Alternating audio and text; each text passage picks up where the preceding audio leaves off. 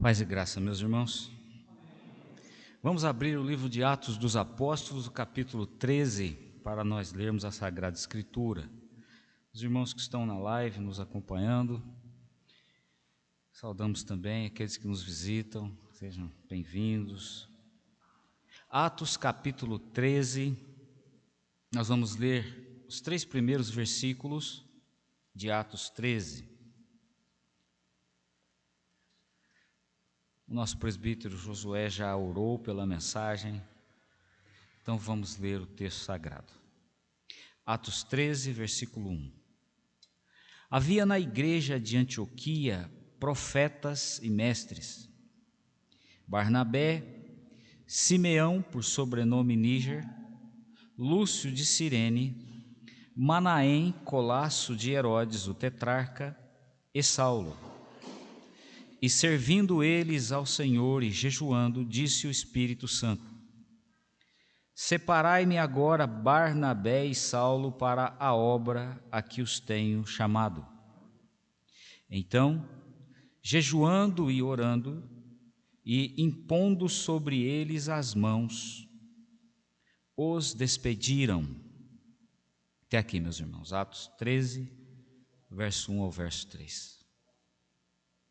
Irmãos, esta narrativa em Atos dos Apóstolos, que Lucas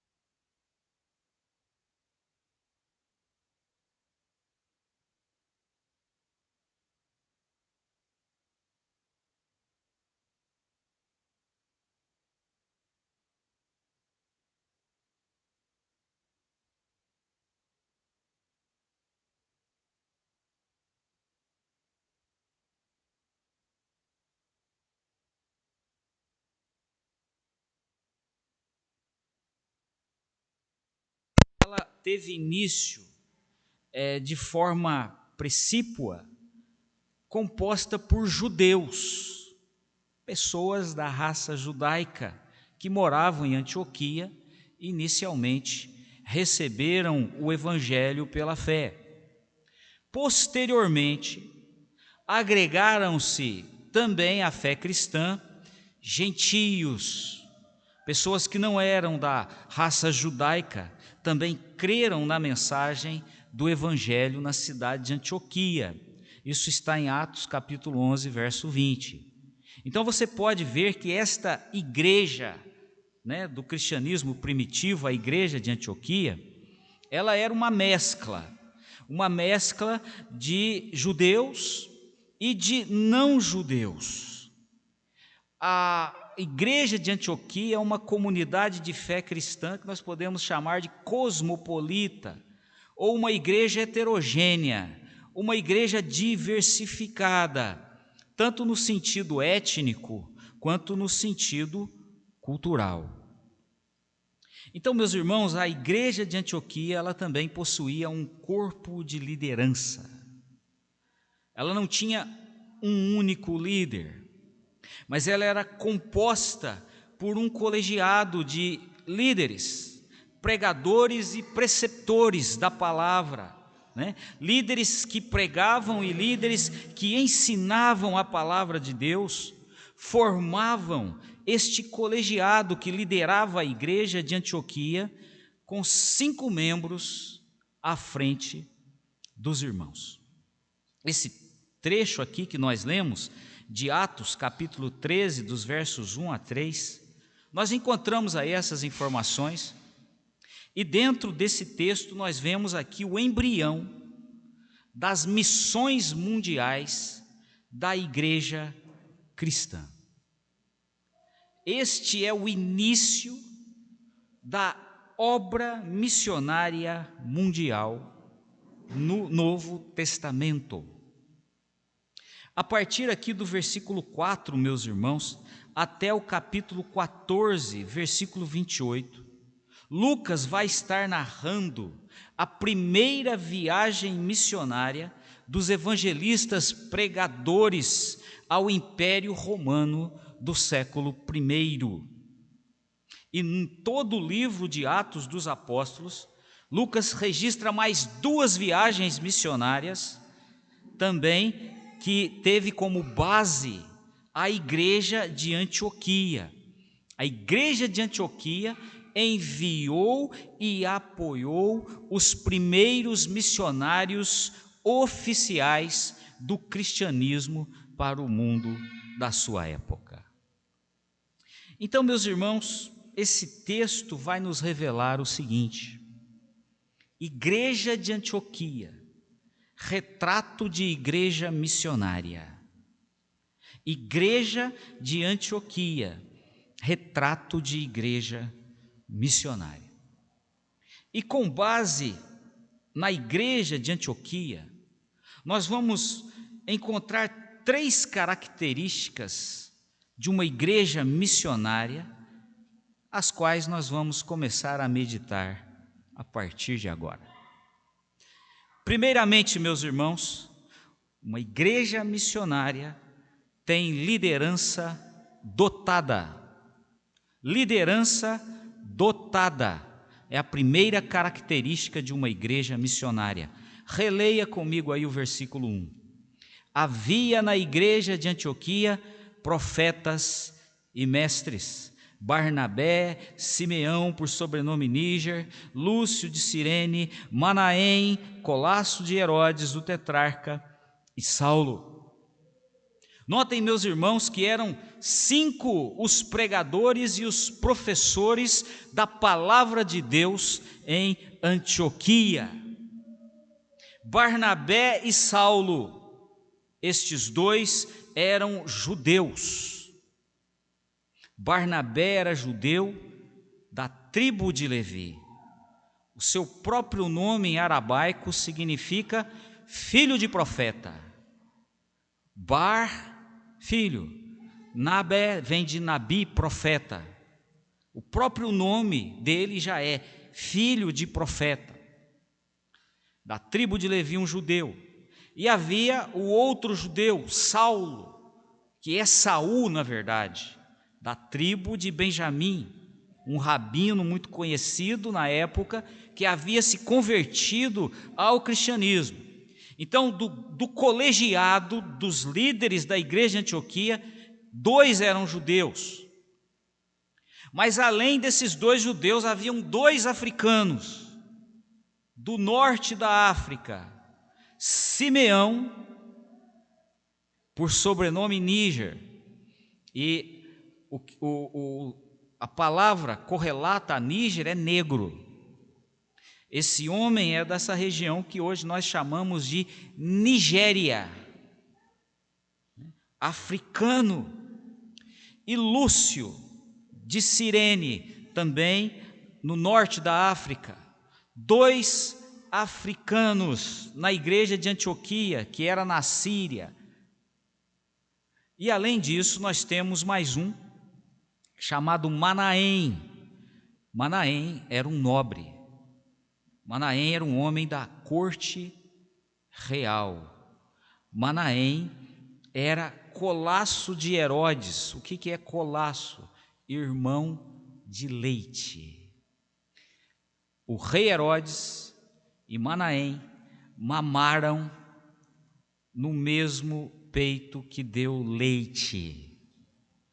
Então, era um homem importantíssimo, de descendência idumeia, de corte real, que também se converteu ao cristianismo e compunha este colegiado de pregadores e preceptores da palavra de Deus em Antioquia.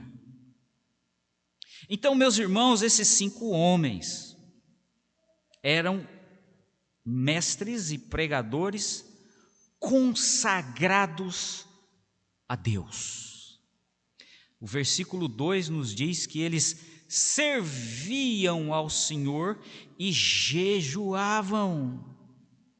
homens consagrados a Deus que não ocultavam nem omitiam os dons que possuíam.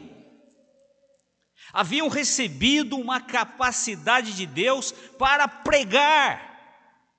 Haviam recebido uma capacidade de Deus para ensinar. Mas constantemente estavam procurando crescer, estavam procurando desenvolver os dons. E procuravam crescer e desenvolver o que haviam recebido de Deus, trabalhando, servindo ao Senhor na igreja. E não só trabalhando, mas buscando a face de Deus, orando, jejuando. Uma liderança dotada estava à frente desta igreja, dotada de dons, mas uma liderança consagrada. Este colegiado de líderes, meus irmãos, era um colegiado entregue à palavra de Deus. Estes 5 homens foram os responsáveis pela visão missionária que a igreja de Antioquia recebeu. E não somente responsáveis por dar visão de missões para a igreja, mas também de ação missionária para a igreja de Antioquia.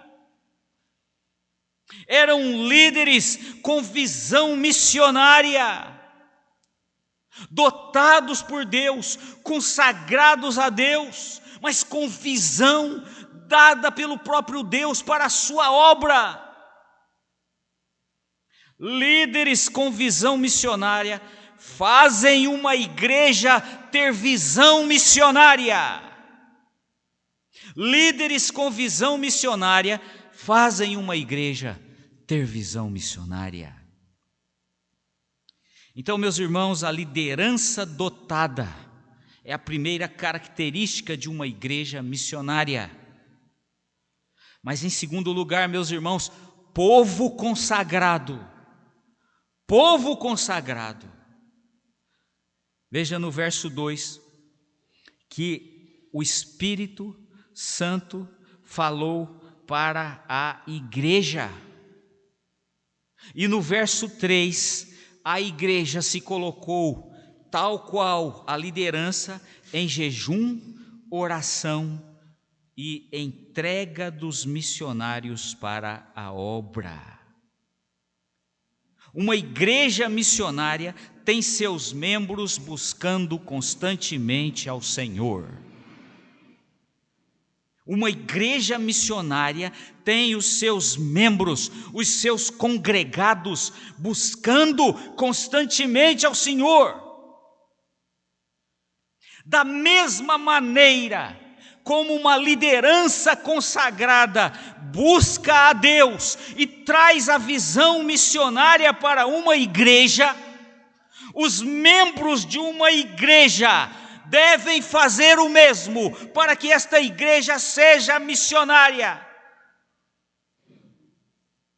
E a igreja de Antioquia buscava ao Senhor, se reunindo para orar, se reunindo para praticar a prática da comunhão, para juntos buscarem ao Senhor e se empenharem para a obra de Deus. O povo de uma igreja reflete a sua liderança. O povo de uma igreja reflete seus líderes.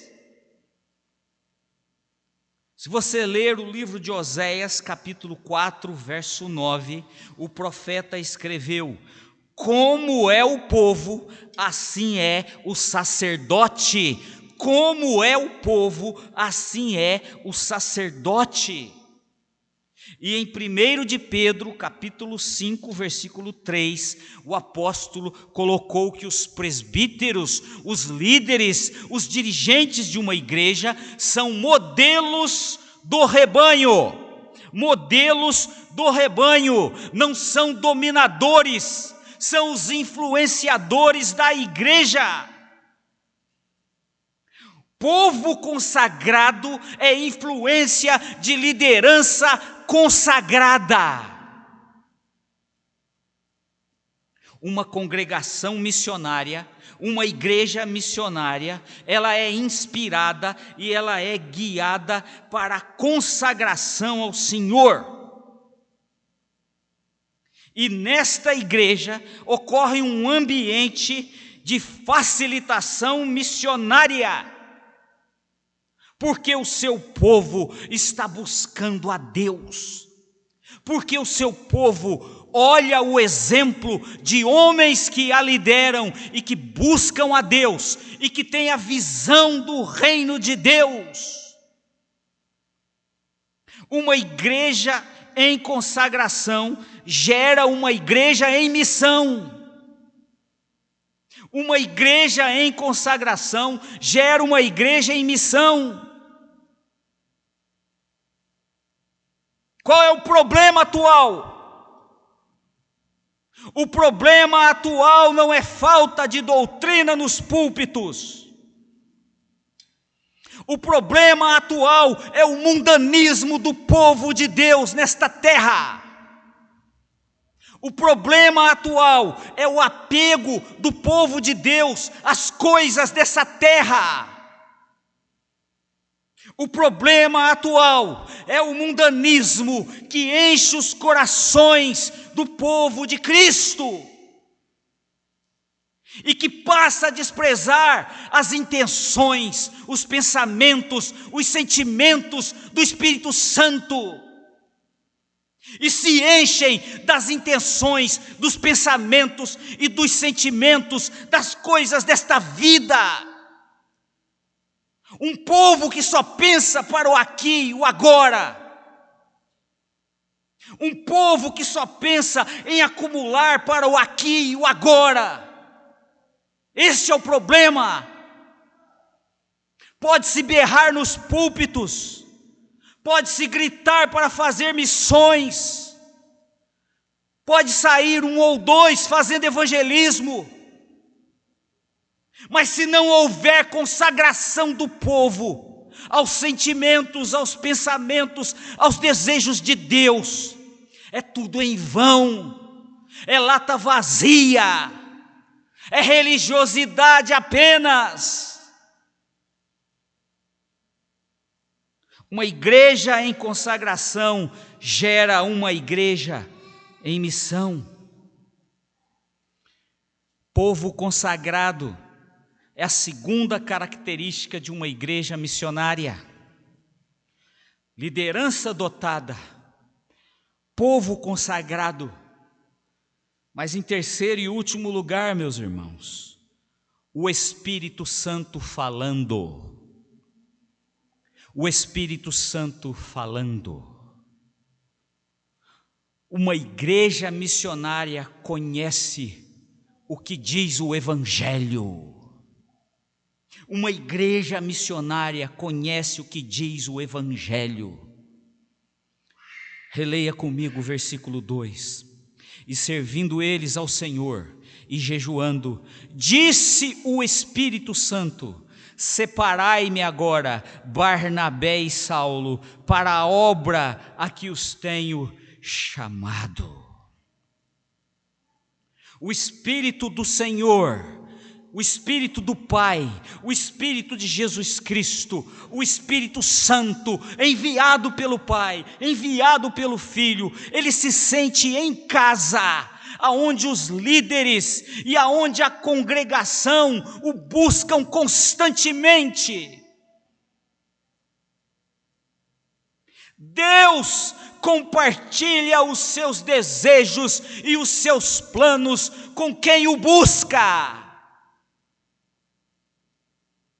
Deus manifesta a sua soberania de rei, falando para o seu povo como filhos e como amigos queridos. Quando a sua igreja o busca, o quer, o deseja. Quando o seu povo o persegue, como que há de mais importante, como que há de mais precioso, quando o seu povo quer ouvir Deus fala com o seu povo.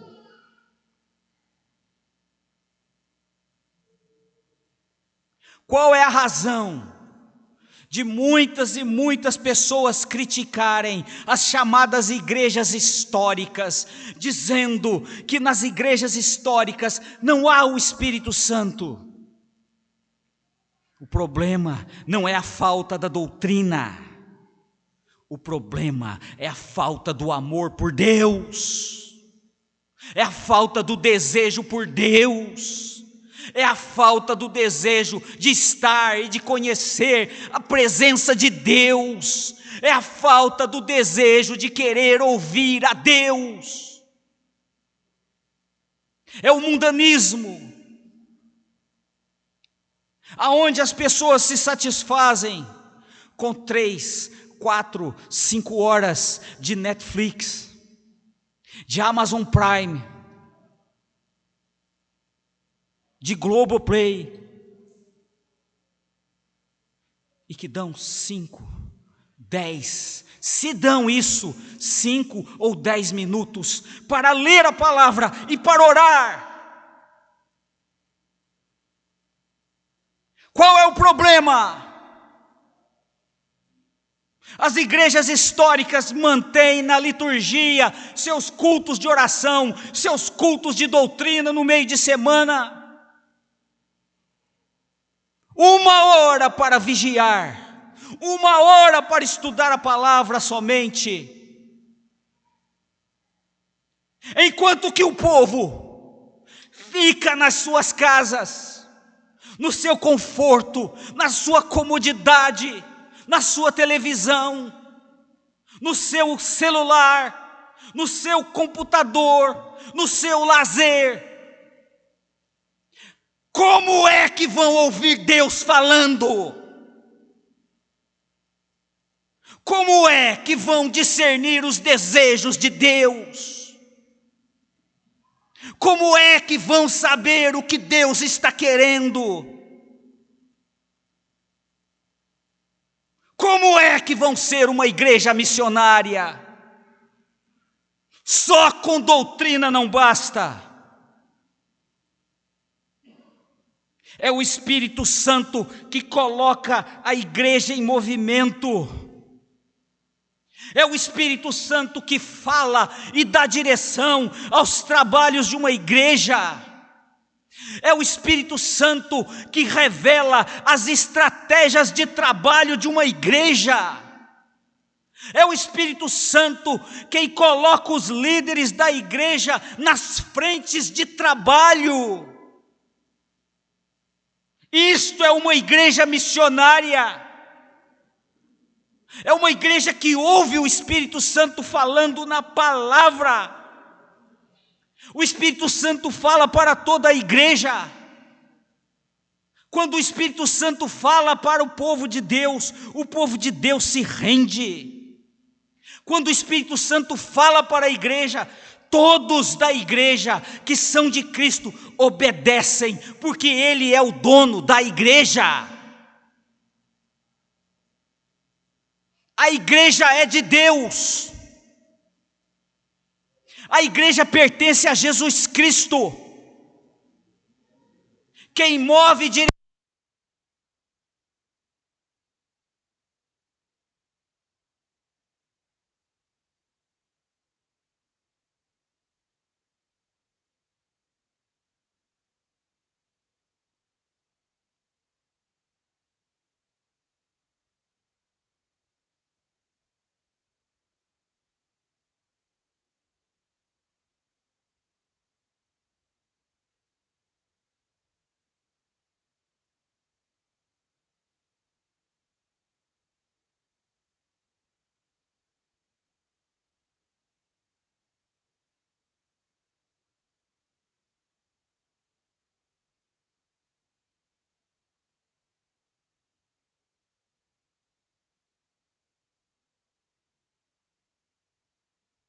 A terceira característica de uma igreja missionária.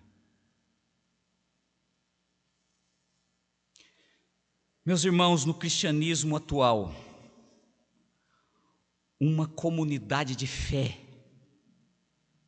cristã, deve ter estas 3 características para ser uma igreja missionária: liderança dotada, povo consagrado e o Espírito Santo falando.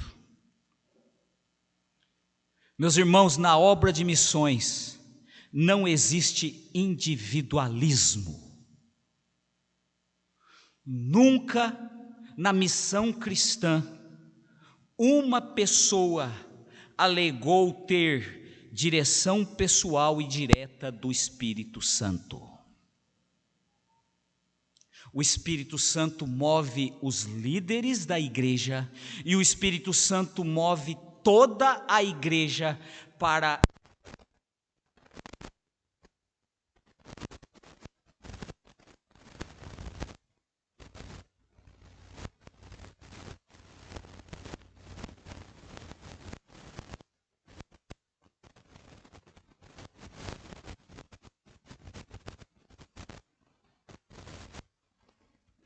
E na obra de missões, meus irmãos, não há institucionalismo. A obra de missões não é feita com o rigor de regulamentos. A obra de missões não é feita com leis, parâmetros e trâmites institucionais. A obra de missões é movida por Deus, o Espírito Santo. Não é com uma instituição e regras humanas e institucionais. As do trabalho missionário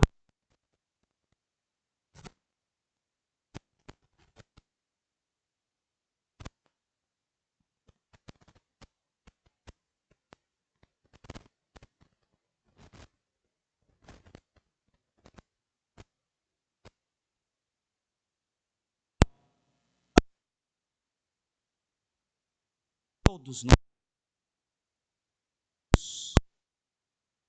Senhor, todos nós, a começar em mim, amar mais a palavra de Deus. Devemos procurar mais e mais a vida, o tempo de oração. Devemos procurar crescer e desenvolver os dons que o Deus eterno e Salvador nos deu. Nós devemos procurar crescer em congregar, meus irmãos. Devemos procurar cada vez mais orar e buscarmos juntos a presença e a face do Senhor. Os dias são maus. Precisamos ser mais sensíveis ao Espírito Santo e ouvirmos o que a palavra de Deus nos diz. E assim, se fizermos isso, com as estratégias de Deus, vamos proclamar o Evangelho. Vamos continuar a obra do Senhor nessa terra. E como foi cantado aqui, vamos fazer a obra de Cristo e outras maiores até. Porque Deus veio habitar conosco. Porque Deus veio morar dentro de nós. Ele está conosco todos os dias. Devemos amá-lo mais. Devemos querê-lo mais, devemos servi-lo cada vez mais. Que o reino do Senhor venha e que Deus nos abençoe por meio dessa palavra. Vamos ouvir mais um cântico para partirmos para o encerramento.